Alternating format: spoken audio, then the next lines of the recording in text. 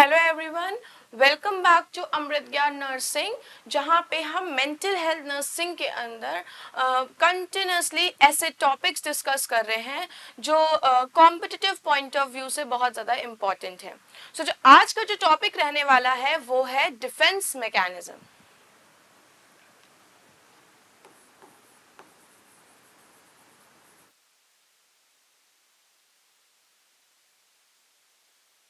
जो आज का जो टॉपिक रहेगा वो क्या है? Defence mechanism. ठीक है। देखिए क्या है कि जब भी हम देखते हैं कि जो मोस्ट कॉमन कॉज होता है मेंटल इलनेस का, ठीक है, वो क्या है? स्ट्रेस। अगर एक इंसान के अंदर कोपिंग स्ट्रैटेजी नहीं है कि वो किस तरीके से स्ट्रेस को कोप अप करेगा, किस तरीके से स्ट्रेस से डील करेगा, तो अंत में उसे क्या डेवलप हो जाती है? Mental illness. ठीक है। देखिए क्या है कि ये जो स्ट्रेस है, अगर ये एक्सटर्नल स्ट्रेस है, ठीक है, बाहरी बाहरी एनवायरनमेंट में स्ट्रेस है, तो एक इंडिविजुअल वो क्या कर लेगा? वो उससे डील कर लेगा कहीं ना कहीं।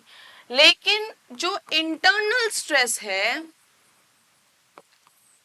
ठीक है, जो अंदर उसके मन के अंदर जो स्ट्रेस है, उससे डील करने के लिए एक पर्सन का जो माइंड होता है वो काम करता है। ठीक है, पर्सन का एक माइंड जो होता है वो काम करता है, और वो माइंड क्या करता है? वो अनकॉन्शियसली, पता भी नहीं लगने देता इंसान को, और अनकॉन्शियसली वो क्या करता है? डिफेंस मैकेनिज्म का यूज करता है। ठीक है, डिफेंस मैकेनिज्म का यूज करता है, ताकि एक पर्सन जो है वो स्ट्रेस से डील कर सके और उसको मेंटल इलनेस ना डेवलप हो। ठीक है। देखिए जैसे एक बच्चा है और मैं अगर उससे पूछ रही हूँ कि बेटा आज तुम होमवर्क करके क्यों नहीं आए, तो वो बोलेगा कि मैडम कल मेरी तबीयत खराब थी। तो वो क्या कर रहा है? एक तरीके का बहाना बना रहा है, जो भी उसे अभी स्ट्रेस हो रहा है उससे बचने के लिए। तो यहाँ पे भी यही होता है कि माइंड जो है वो कुछ तरीके के डिफेंस मैकेनिज्म को यूज करता है, और यहाँ पे पर्सन को पता भी नहीं होता कि वो डिफेंस मैकेनिज्म यूज कर रहा है। ठीक है, अनकॉन्शियसली डिफेंस मैकेनिज्म को यूज करता है ताकि क्या ना हो? स्ट्रेस ना हो। ठीक है। अगर हम डिफेंस मैकेनिज्म को देखें तो डिफेंस क्या है और मैकेनिज्म क्या है? डिफेंस, डिफेंस से आप क्या समझ रहे हैं? डिफेंड करना है ना, प्रोटेक्ट करना। तो डिफेंस का मतलब होता है प्रोटेक्शन।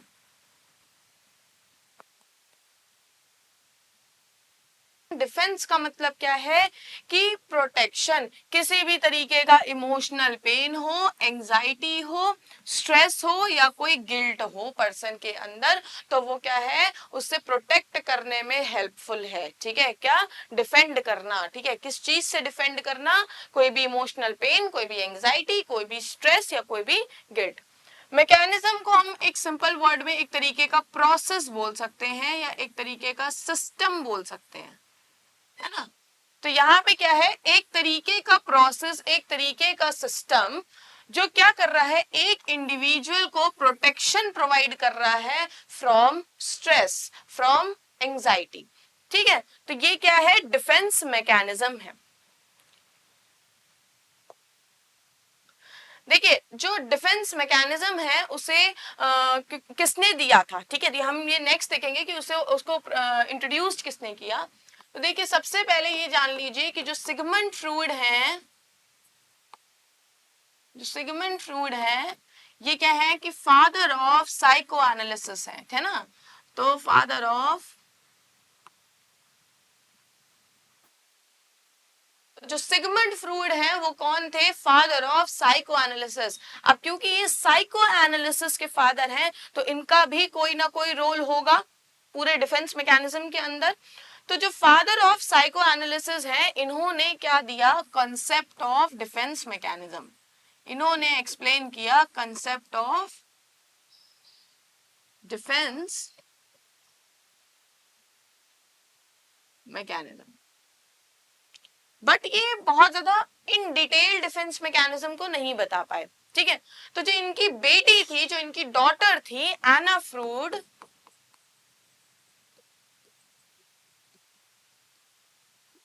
ठीक है। इनकी जो बेटी थी, क्या नाम था इनका, एना फ्रूड। इन्होंने एक बुक लिखी थी जिसका नाम था द ईगो एंड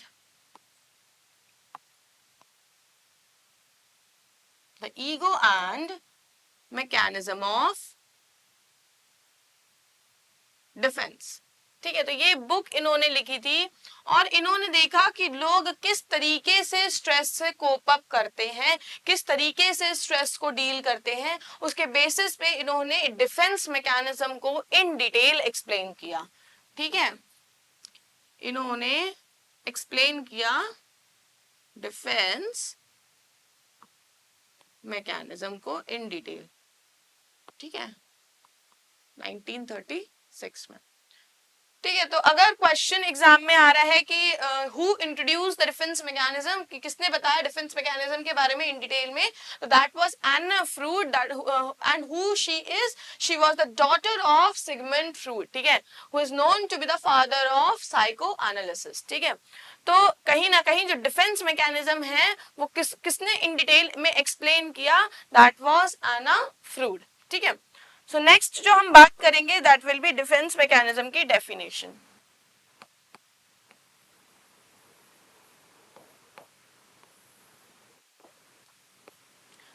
ठीक है, देखिए डेफिनेशन से पहले एक एग्जाम्पल को समझते हैं। एक पर्सन है, ठीक है, और उसका एक बहुत करीबी जो था अब वो गुजर गया। ठीक है, उसकी डेथ हो गई और उसने अपने एक बहुत करीबी पर्सन को, कोई मदर है या कोई फादर है, उसने क्या कर दिया, उसने अपने बहुत करीबी पर्सन को खो दिया। ठीक है, उसकी डेथ हो गई। तो जब वो उसकी डेथ की खबर सुनेगा तो जो सबसे पहला स्टेटमेंट वो देगा वो क्या होगा कि नहीं, ऐसा नहीं हो सकता, है ना, कि नहीं अभी तो मेरी बात हुई है, ऐसा नहीं हो सकता। तो ये क्या है कि वो ये जो रिएक्शन शो कर रहा है, ये जो वो इमोशन शो कर रहा है, जो बिहेवियर शो कर रहा है, वो ऐसा नहीं है कि वो झूठ बोल रहा है। ठीक है, पर उसका माइंड क्या कर रहा है, वो सच मानने के लिए अभी तैयार नहीं है। ठीक है, वो एकदम से क्या है, उसको शॉक नहीं देना चाहता। तो कहीं ना कहीं जो माइंड है वो क्या कर रहा है, पर्सन के अंदर डिफेंस मैकेनिज्म को यूज करवा रहा है ताकि पर्सन को एकदम से स्ट्रेस ना मिले, एकदम से एंजाइटी ना हो जाए पर्सन को। तो ये क्या है, ये एक एग्जाम्पल है डिनायल का। अभी हम बहुत सारे डिफेंस मैकेनिज्म को डिस्कस करेंगे। अभी जो एग्जाम्पल हमने डिस्कस किया वो एग्जाम्पल था डिनायल का। ठीक है, बहुत कॉमन एग्जाम्पल है जो कि हम इस डिफेंस मैकेनिज्म के अंदर डिस्कस करते हैं। तो यहाँ पे क्या हो रहा है कि जो माइंड है वो क्या कर रहा है, एकदम से सच मानने को तैयार नहीं है। वो क्या कर रहा है, अभी डिनायल की फेज में एक पर्सन को भेज दिया है कि पर्सन जो है वो अभी क्या कर रहा है, सच मानने को बिल्कुल भी रेडी नहीं है। तो इससे क्या होगा, एकदम से स्ट्रेस इंडिविजुअल को नहीं मिलेगा। तो अगर हम डिफेंस मैकेनिज्म को डिफाइन करें तो डिफेंस मैकेनिज्म क्या है, डिफेंस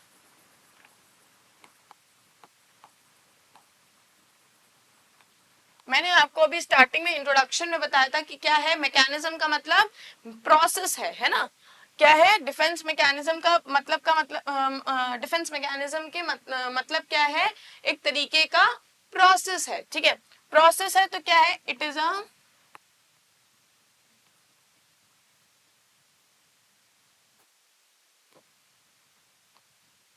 ठीक है, तो क्या है कि defence mechanism is unconscious psychological strategy है। ठीक है, पर्सन को पता भी नहीं चलता है कि कब उसका माइंड इसको यूज करता है। ठीक है, तो एक अनकॉन्शियस साइकोलॉजिकल स्ट्रैटेजी है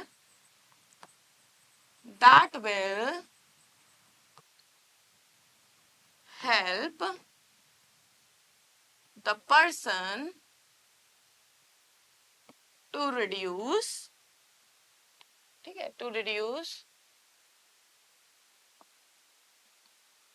एंजाइटी, stress, emotional pain और गिल्ट। ठीक है। तो क्या है, एक तरीके का मेंटल प्रोसेस है, एक तरीके की साइकोलॉजिकल स्ट्रैटेजी है जो अनकॉन्शियसली यूज होगी एक पर्सन के अंदर, जो उसे क्या करेगी, कहीं ना कहीं स्ट्रेस से, एंजाइटी और इमोशनल पेन या गिल्ट से क्या करेगी, रिड्यूस करने में उसको हेल्प करेगी। तो ये बेसिकली अगर क्या बात करें, शॉर्ट में बात करें, तो ये माइंड के थ्रू यूज होते हैं।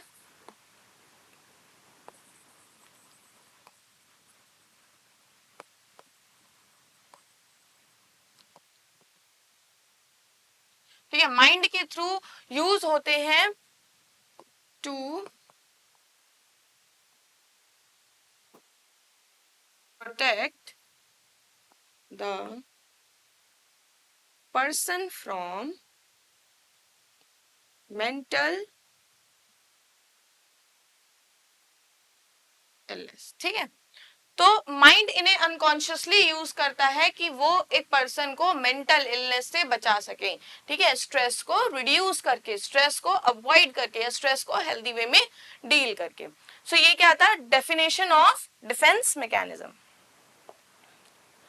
अब हम जो इसके अंदर डिस्कस करेंगे, that will be various types of defence mechanism जो कि एक इंडिविजुअल यूज करता है। ठीक है, और जब हम इन डिफेंस मैकेनिज्म को पढ़ेंगे तो आप देखेंगे कि इसमें से बहुत से डिफेंस मैकेनिज्म है जो हम डे टू डे अपनी एक्टिविटीज में यूज करते हैं, हम सभी कहीं ना कहीं उसको यूज कर रहे होते हैं, है ना। तो सबसे पहला जो डिफेंस मैकेनिज्म है वो है डिनायल। ठीक है, जो सबसे पहला जो डिफेंस मैकेनिज्म है वो है डिनायल। अभी जब हमने डेफिनेशन डिस्कस करी थी तो उससे पहले एक हमने एग्जाम्पल डिस्कस किया था कि जहां पे जो एक पर्सन है उसके किसी क्लोज रिलेटिव की डेथ हो गई है, तो वो वहां पे क्या कर रहा है, डिनायल वाली फेज पे जा रहा है, रियलिटी को मान ही नहीं रहा था। तो डिनायल क्या होता है कि रिफ्यूजल टू एक्सेप्ट रियलिटी, मतलब यहाँ पे पर्सन कंटिन्यूसली रिफ्यूज करता है कि नहीं ये बात सच नहीं हो सकती, या ये चीज जो है वो गलत है, ये सच नहीं है। तो ये क्या है, ये क्या है, रिफ्यूजल वाली जो स्टेट है, that is called as denial. ठीक है, तो अगर हम इसे डिफाइन करें, it is a type of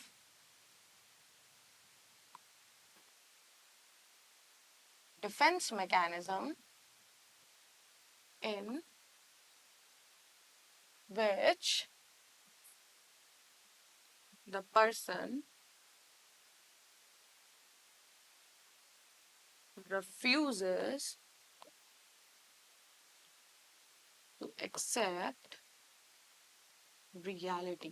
ठीक है, एक और एग्जाम्पल देखते हैं इसका कि सपोज एक पर्सन जो है उसको कैंसर डायग्नोस हुआ है। ठीक है, तो उसकी जब रिपोर्ट आएगी, वो रिपोर्ट देखेगा और डॉक्टर जब उसको बोलेगी कि अकॉर्डिंग टू दिस रिपोर्ट आप को क्या है, कैंसर डायग्नोस हुआ है, आपको कैंसर है। तो वो उसका जो एकदम से जो रिएक्शन निकलेगा, एकदम से वो क्या बोलेगा कि नहीं भाई, ये रिपोर्ट जो हो सकती है वो गलत हो सकती है, और आप मेरा दोबारा टेस्ट करा लो, ये रिपोर्ट क्योंकि गलत है, मुझे कैंसर हो ही नहीं सकता।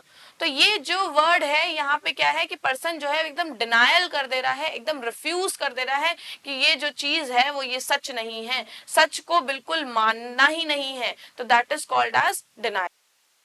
सो नेक्स्ट जो हम डिनायल के बाद डिस्कस करेंगे वो रहेगा हमारा रिप्रेशन।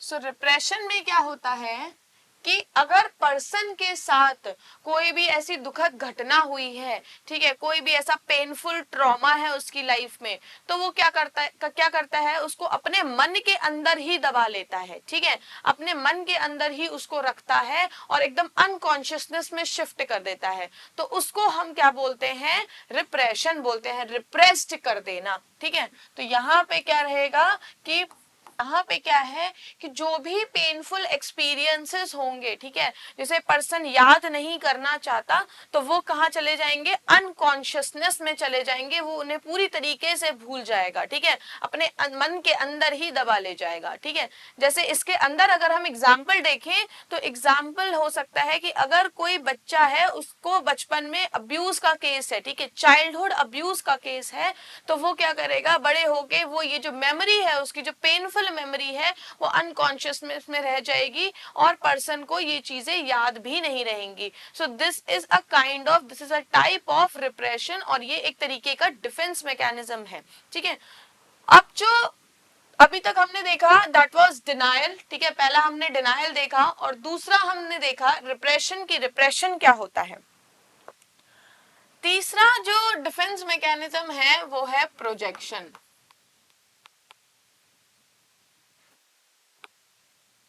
ठीक है, तीसरा जो डिफेंस मैकेनिज्म जो रहेगा that will B projection.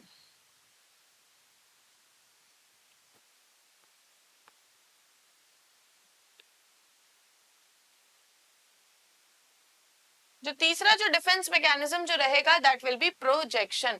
Projection का मतलब क्या होता है कि यहाँ पे जो पर्सन होता है उसके अगर उसको कोई भी डिफिकल्टी हो रही है या उसको कोई भी प्रॉब्लम हो रही है तो वो उसका जिम्मेदार किसको ठहरा देता है, किसी दूसरे पर्सन को ठहरा देता है. अगर आज मेरा दिन अच्छा नहीं गया है तो वो उसकी वजह से नहीं गया है, या फिर आज मुझे बॉस से डांट पड़ी है तो वो इसकी वजह से पड़ी है. तो जो भी उसकी लाइफ में जो भी प्रॉब्लम है या जो भी स्ट्रेस है तो वो क्या करेगा, जो भी उसने गलतियां करी अपना गिल्ट जो है उसके लिए भी क्या करेगा, वो दूसरे पर्सन को ब्लेम कर रहा है. तो वो क्या है, प्रोजेक्शन, प्रोजेक्ट कर देना. ठीक है, किसी दूसरे को ब्लेम कर देना. तो यहाँ पे क्या हो सकता है कि अगर हम इसे देखें तो ये क्या है कि अनकॉन्शियसली ब्लेम करना है ना. तो unconsciously blaming someone else for one's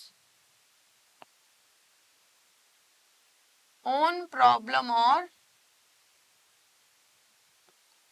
difficulty है ना. तो अनकॉन्शियसली मतलब बिल्कुल उसे पता भी नहीं है और फिर भी वो एकदम से क्या बोलेगा कि नहीं मेरी जो प्रॉब्लम है इसका जिम्मेदार कौन है, ये पर्सन है. ठीक है, जो भी मेरी गलती है इसका जिम्मेदार कौन है, ये पर्सन है.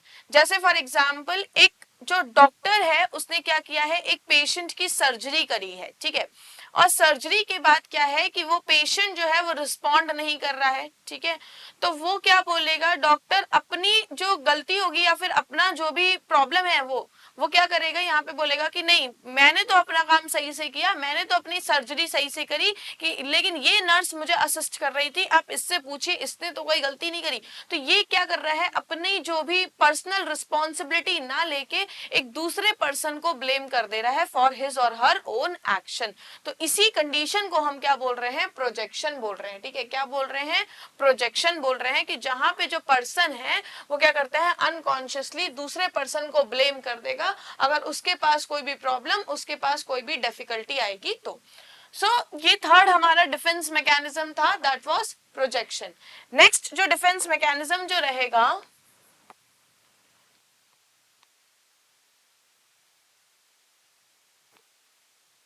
नेक्स्ट टाइप का जो डिफेंस मैकेनिज्म जो है दैट विल बी डिस्प्लेसमेंट. ठीक है, डिस्प्लेसमेंट का मतलब क्या होता है कि कहीं का गुस्सा कहीं और उतर जाना. तो ये वाली जो कंडीशन है इसको हम क्या बोल रहे हैं, डिस्प्लेसमेंट बोल रहे हैं. फॉर एग्जाम्पल आप देखिए यहाँ पे क्या है कि अगर एक पर्सन है, ठीक है, उसने अपने ऑफिस में बॉस से बहुत डांट खाई है. ठीक है, तो बॉस से डांट खाई है, अब वहां पे वो बॉस से नहीं लड़ सकता. ठीक है, क्योंकि वो उसका बॉस है और अगर उसने उससे लड़ाई करी तो वो क्या करेगा, उसे उसकी जॉब से निकाल देगा. लेकिन यहाँ पे क्या है कि वो एकदम गुस्से में एकदम फ्रस्ट्रेटेड होके घर आएगा और घर पे अपने बच्चों पे गुस्सा उतारेगा या तो अपनी वाइफ पे गुस्सा उतारेगा. ठीक है, तो यहाँ पे क्या होता है कि जो पर्सन है वो क्या करता है कि जो भी उसकी पेंट अप फीलिंग्स होती हैं, ठीक है, जो भी उसका गुस्सा जो बिहेवियर होता है, गुस्सा जो होता है वो किसी लेस थ्रेटनिंग ऑब्जेक्ट या पर्सन पे शिफ्ट हो जाता है. उसी को हम क्या बोलते हैं, डिस्प्लेसमेंट बोलते हैं. ठीक है, तो अगर हम इसे देखें तो ये क्या है कि अनकॉन्शियसली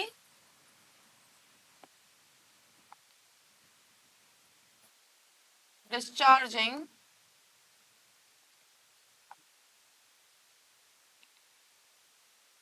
पेंट अप फीलिंग्स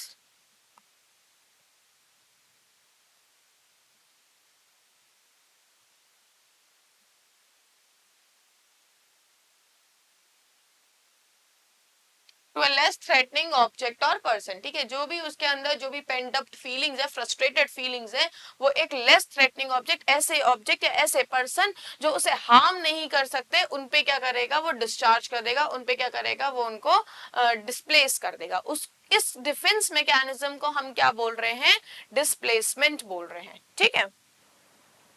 अभी तक हमने जो डिफेंस मैकेनिज्म देखे वो कौन कौन से थे, डिनायल थे, ठीक है, रिप्रेशन था, तीसरा डिफेंस मैकेनिज्म हमने प्रोजेक्शन पढ़ा, चौथा डिस्प्लेसमेंट था, और जो पांचवा डिफेंस मैकेनिज्म आया है वो है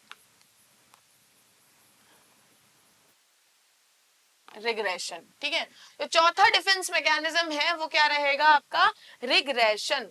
देखिए यहाँ पे क्या है, एक एग्जांपल समझिए कि एक बड़ा बच्चा है और वो कंटिन्यूअसली अपनी मदर से जिद कर रहा है कि नहीं मुझे नया फोन चाहिए, और मदर क्या बोल रही है कि नहीं बेटा अभी नहीं, अभी तुम्हारे जब एग्जाम हो जाएंगे उसके बाद हम दिलाएंगे। तो वो क्या बोल कर रहेगा, एकदम चाइल्डिश बिहेवियर में एक्ट करने लग जाएगा, एकदम बच्चों की तरह एक्ट करने लग जाएगा, टेम्पर टैंट्रम्स थ्रो करने लग जाएगा, इमेच्योर बिहेव करने लग जाएगा उस पर्टिकुलर स्ट्रेस से डील करने के लिए, ठीक है। तो यहाँ पे जो रिग्रेशन वाली जो कंडीशन होती है, इसमें जो पर्सन होता है वो इमेच्योर या चाइल्डहुड बिहेवियर शो करता है ड्यूरिंग द स्ट्रेस। तो अगर हम इसे डिफाइन करें, it is a type of defense mechanism in which a person may act like a child, may act like a child or may show childhood behavior, immature behavior,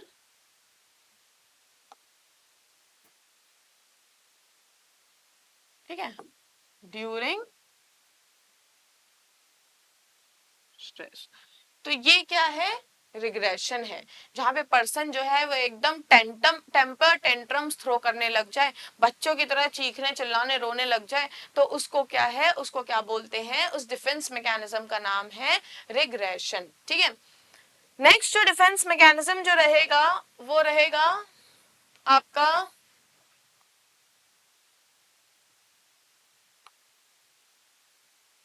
sublimation, ठीक है। Next defence mechanism जो रहेगा that will B sublimation. Sublimation मतलब अब क्या है, देखिए यहाँ पे भी एक एग्जांपल देखिए कि एक पर्सन है और उसको बहुत ज्यादा एंगर इश्यूज है, छोटी छोटी चीजों पे उसे गुस्सा आता रहता है, छोटी छोटी चीजों में वो चिड़चिड़ा या उसको फ्रस्ट्रेशन हो जाता है। तो यहाँ पे जो पर्सन है वो अपना गुस्सा या अपनी फ्रस्ट्रेशन जो है वो क्या करेगा, वो एक सोशली एक्सेप्टेबल बिहेवियर मैनर पे क्या करेगा, उसको यूज करेगा। जैसे गुस्सा आता है, बहुत ज्यादा फ्रस्ट्रेशन आता है, तो वो क्या करेगा, बहुत ज्यादा लाइक बॉक्सिंग कर सकता है, ठीक है। तो बॉक्सिंग क्या है, एक सोशली एक्सेप्टेबल बिहेवियर है, ठीक है, उसकी फिजिकल फिटनेस भी कहीं ना कहीं उससे बन रही है।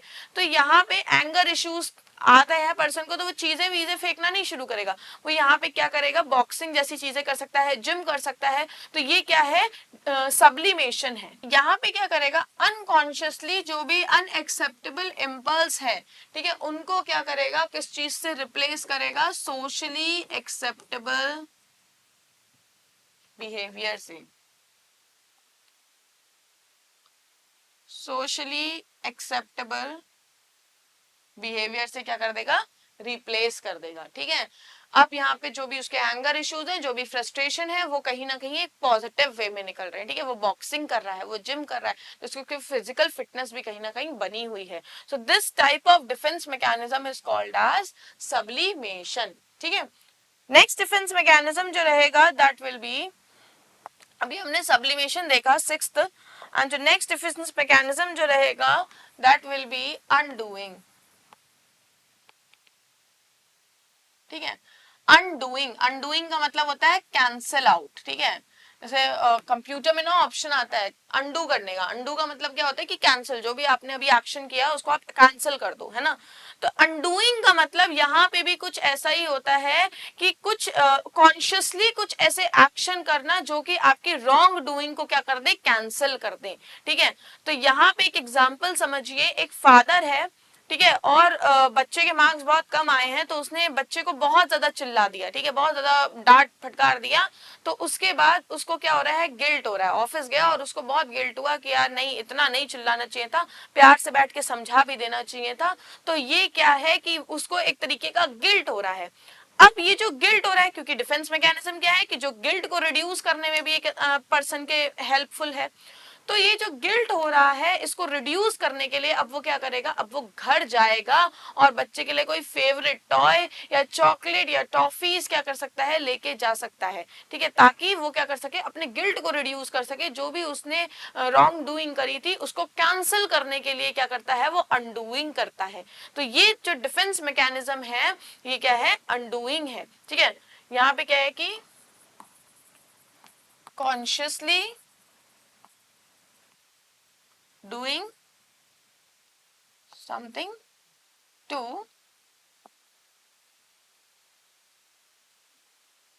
counteract the wrong doing, ठीक है। तो जो भी आपने रॉन्ग डूइंग करी है जिससे आपको गिल्ट हो रहा है, तो उसको काउंटर एक्ट करने के लिए आप क्या करते हो, अनडू कर देते हो, ठीक है। तो दैट इज अनडूइंग, और ये हमारा 7th डिफेंस मैकेनिज्म था, ठीक है। नेक्स्ट जो डिफेंस मैकेनिज्म जो रहेगा आपका, दैट विल बी कंपनसेशन, ठीक है। हम बोलते हैं ना बहुत बार कंपनसेट कर लो, तो कंपनसेशन कि अगर एक चीज में अच्छे नहीं है तो दूसरी चीज में अच्छा कर लो, ठीक है। तो यहाँ पे क्या है कि जो इंडिविजुअल जो होते हैं वो अगर एक एरिया में फेलियर होते हैं, एक फील्ड में फेलियर होते हैं, तो वो कहीं ना कहीं दूसरी फील्ड में बहुत ज्यादा ओवर अचीव कर सकते हैं, बहुत ज्यादा सक्सेसफुल हो सकते हैं, ठीक है। फॉर एग्जाम्पल, एक जो पर्सन है, एक जो बच्चा है, ठीक है, वो कहीं ना कहीं इतना ज्यादा पढ़ाई में एक्सीलेंट नहीं है, ठीक है, पढ़ाई में फेल होता रहता है, सब्जेक्ट्स में फेल होता रहता है, लेकिन जब आप उसके करिकुलर एक्टिविटीज देखें तो वो बहुत ज्यादा एंगेज्ड होता है करिकुलर एक्टिविटीज में, और बहुत ज्यादा मतलब लाइक सक्सेसफुल है करिकुलर एक्टिविटीज में, मतलब स्पोर्ट्समैन अच्छा हो सकता है, ठीक है, बैट्समैन अच्छा हो सकता है, ठीक है, वॉलीबॉल प्लेयर बहुत अच्छा हो सकता है। तो यहाँ पे क्या है कि वो कंपनसेट कर रहा है, ठीक है, एक चीज में अच्छा नहीं है तो दूसरी चीज में अपने आप को क्या कर रहा है, ओवरली अचीव करा रहा है, that is called as compensation, ठीक है। तो इसे सिंपली हम बोल सकते हैं कि failure in one field, failure in one field and successful in other field। तो ये क्या है कि कंपनसेशन, ठीक है, जब एक फील्ड में फेलियर हो तो दूसरी फील्ड में कंपनसेट कर लो, दूसरी फील्ड में अच्छा ऑटोमेटिकली अचीव कर लो। सो ये क्या है, नेक्स्ट डिफेंस मैकेनिज्म था, that was 8th defence mechanism, जिसका नाम क्या था, कंपनसेशन, ठीक है। नेक्स्ट जो डिफेंस मैकेनिज्म जो रहेगा, दैट विल बी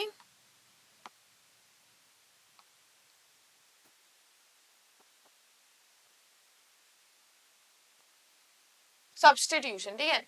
सो जो नेक्स्ट डिफेंस मैकेनिज्म जो रहेगा उसका नाम क्या है, सब्सटीट्यूशन, ठीक है। तो सब्सटीट्यूशन का मतलब क्या है कि यहाँ पे देखिए क्या है कि एक एग्जांपल देखिए कि एक पर्सन है, ठीक है, जिसने कोई एक गोल सेट किया है कि नहीं मुझे एमबीबीएस करना है, ठीक है, मुझे नीट क्रैक करना है, मुझे डॉक्टर बनना है, ठीक है।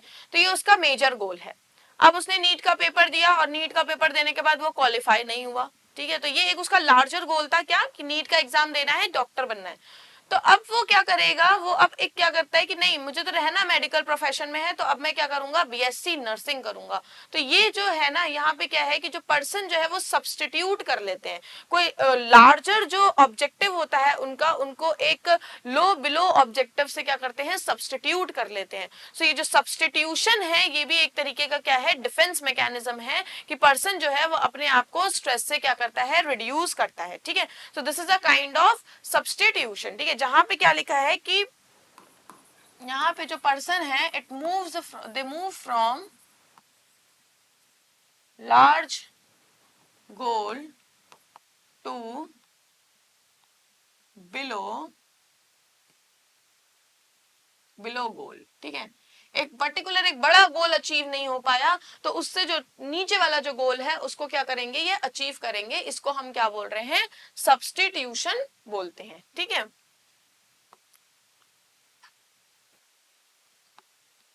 आफ्टर सब्सटीट्यूशन जो नेक्स्ट जो रहेगा दैट विल बी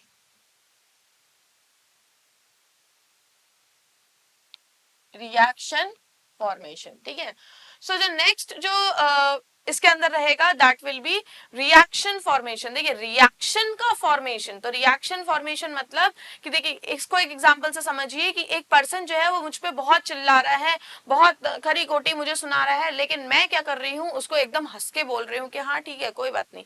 तो यहाँ पे जो है कि जो मेरे अंदर जो अनएक्सेप्टेबल फीलिंग्स हैं उनका मैं एकदम अपोजिट रिएक्शन दे रही हूँ, एकदम अपोजिट फीलिंग शो कर रही हूँ। इसी को क्या बोल रहे हैं, रिएक्शन फॉर्मेशन बोल रहे हैं। ठीक है, तो रिएक्शन फॉर्मेशन क्या है कि, और ये भी क्या है, एक अनकॉन्शियस प्रोसेस है ना।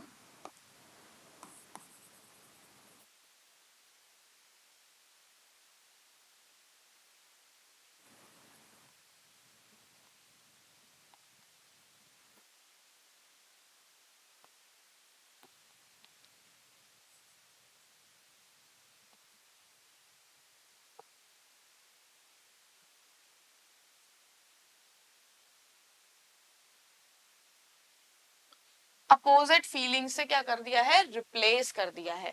सो ये क्या था कि रिएक्शन फॉर्मेशन। ठीक है, सो ये भी एक तरीके का डिफेंस मैकेनिज्म होता है, एक पर्सन को क्या स्ट्रेस से रिड्यूस करने के लिए एक तरीके का डिफेंस मैकेनिज्म होता है। ठीक है, नेक्स्ट जो रहता है दैट विल बी, जो 11th टाइप का जो डिफेंस मैकेनिज्म जो रहेगा that will be intellectualisation. Last defence mechanism हम पढ़ेंगे that will be intellectualisation. Intellectualisation, intellect का यूज करना, कॉग्निटिव एबिलिटी का यूज करना to deal with the stress. ठीक है, जैसे नीट के पेपर में अभी हमने प्रीवियस एग्जांपल डिस्कस किया कि नीट का जो एग्जाम था वो दिया और वो बच्चा फेल हो गया। ठीक है, तो फेल होने के बाद अब वो सोच रहा है कि नहीं अब मैं सुसाइड कर लूंगा। तो ये जो सुसाइड कर लूंगा ये वाली जो कंडीशन है वो जा रहा है और फिर लास्ट में ख्याल आ जाए, एकदम उसका ब्रेन काम कर जाए कि नहीं यार अभी मैं एक बार और ट्राई करूंगा। तो यहाँ पे क्या है कि कॉग्निटिव एबिलिटी का यूज करके वो क्या कर रहा है, राइट एंड रॉन्ग को क्या कर रहा है, आइडेंटिफाई कर रहा है। तो that is called as intellectualisation. ठीक है, तो यहाँ पे क्या होगा कि use of cognitive ability to identify the right और रॉन्ग। सो बेसिकली क्या है कि इंटेलेक्चुअलाइजेशन नाम पे ही आपको पता चल रहा है इंटेलेक्ट। ठीक है, कॉग्निटिव एबिलिटी का यूज करके स्ट्रेस को डील करना, उसको क्या बोल रहे हैं, इंटेलेक्चुअलाइजेशन बोल रहे हैं। सो हमने इस पूरे टॉपिक को बहुत शॉर्ट में एक एक वर्ड में हमने एक एक लाइन में हमने इनके डिफेंस मैकेनिज्म को समझा, जिसमें पहला डिफेंस मैकेनिज्म हमने क्या देखा था, डिनायल देखा था। ठीक है, दूसरा डिफेंस मैकेनिज्म जो हमने देखा, दूसरा हमने क्या देखा था, रिप्रेशन। ठीक है, डिनाइल में क्या हो रहा था कि पर्सन बिल्कुल ही रियलिटी को एक्सेप्ट नहीं कर रहा था। रिप्रेशन में हमने देखा कि जो भी पेनफुल एक्सपीरियंसेस थे, पेनफुल मेमोरी थी, उनको अपने मन के अंदर ही दबा ले रहा था। नेक्स्ट जो देखा था दैट वाज प्रोजेक्शन। ठीक है, प्रोजेक्शन हमने देखा था, प्रोजेक्शन में क्या हो रहा था कि जो भी गलतियां हैं, जो भी ब्लेम है वो दूसरे के ऊपर डाल देना। ठीक है, अपनी खुद के ऊपर कोई परेशानी आई, खुद के ऊपर कोई प्रॉब्लम आई, खुद का कोई गलती है तो उसको क्या करना, दूसरे के लिए दूसरों को जिम्मेदार ठहराना, दैट वाज प्रोजेक्शन। प्रोजेक्शन के बाद हमने डिस्प्लेसमेंट देखा था, यहाँ पे अपने मन का गुस्सा किसी ऐसे ऑब्जेक्ट या किसी ऐसे पर्सन पे उतार देना जो क्या है कि लेस थ्रेटनिंग है, हमें जिससे हार्म नहीं होगा उन पे उतार देना, दैट वाज डिस्प्लेसमेंट। ठीक है, डिस्प्लेसमेंट के बाद हमने रिग्रेशन देखा था, जहां पे जो बच्चा है, जो पर्सन है वो एकदम बच्चों की तरह इमेच्योर बिहेवियर शो करेगा अगर उसे कोई पर्टिकुलर स्ट्रेस होगा तो। ठीक है, तो यहाँ पे ड्यूरिंग द स्ट्रेस वो क्या करता है, एक पर्टिकुलर टेम्पर टैंट्रम्स थ्रो करने लग जाता है।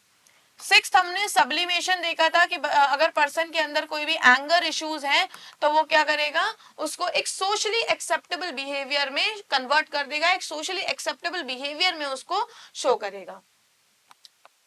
नेक्स्ट हमने अनडूइंग देखा था, अनडूइंग में क्या हो रहा था कि जो भी रॉन्ग डूइंग करी थी उसको कैंसिल करने के लिए जो एक्शन कर रहे थे, जो कॉन्शियसली एक्शंस जो कर रहे थे वो क्या था, हमारा अनडूइंग था। आफ्टर दैट हमने कंपनसेशन देखा था, कंपनसेशन का मतलब क्या था कि यहाँ पे एक फील्ड में अच्छा नहीं है तो दूसरे फील्ड में बहुत ओवरली अचीव करेगा, कंपनसेट करेगा, so that will B compensation. Ninth जो हमने कंपनसेशन की हमने बात करी थी, दैट वाज रिएक्शन फॉर्मेशन। ठीक है, कि अगर जो भी फीलिंग्स हैं, जो भी हमारे मन के अंदर एक्चुअल फीलिंग्स हैं, लेकिन हम उसकी जगह क्या कर रहे हैं, अपोजिट फीलिंग्स दिखा रहे हैं। ठीक है, तो दैट इज रिएक्शन फॉर्मेशन। इसमें एक एग्जांपल भी हमने देखा था, और एक एग्जांपल आप ये भी देख सकते हैं कि अगर एक छोटा भाई है, वो अगर अपने बड़े भाई से बहुत जेलस और बहुत ज्यादा उसको पसंद नहीं करता है, तो वो बहुत ज्यादा ओवरली रिस्पेक्ट उस पर्सन को दिखाएगा, तो दैट इज रिएक्शन फॉर्मेशन। इसमें हमने सब्सटीट्यूशन भी देखा था। ठीक है, सब्सटीट्यूशन मतलब क्या था कि अगर लार्जर गोल अचीव नहीं हो पाए तो उसे सब्सटीट्यूट कर देते हैं उससे ही एक बिलो गोल पे, तो दैट इज सब्सटीट्यूशन। ठीक है, नेक्स्ट जो 11th हमने देखा था, दैट वाज इंटेलेक्चुअलाइजेशन। इंटेलेक्चुअलाइजेशन का मतलब क्या है कि यहाँ पे कॉग्निटिव एबिलिटी का यूज करके स्ट्रेस को डील कर रहा है। ठीक है, सो ये हमने कुछ डिफेंस मैकेनिज्म को देखा था जो कि कहीं ना कहीं एक पर्सन के माइंड से इस्तेमाल हो रहे हैं, माइंड ने यूज करता है ताकि एक पर्सन जो है वो दिन द दिन के जो स्ट्रेस है उसके, उनको क्या कर सके, डील कर सके। सो आई होप आपको ये डिफेंस मैकेनिज्म और जो उसके टाइप्स हैं ये आपको बहुत अच्छे से समझ में आए होंगे। Thank you so much.